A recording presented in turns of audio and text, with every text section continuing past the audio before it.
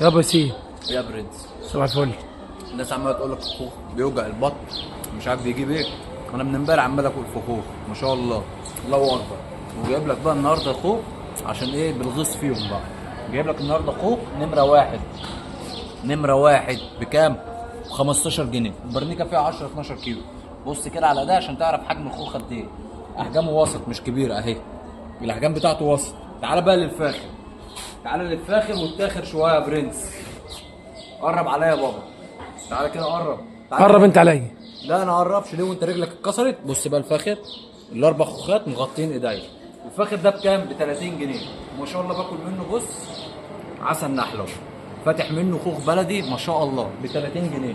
والنهارده الجديد جوافه، جايب لك الجوافه. قرب كده عليا وهات البرنيكه كلها.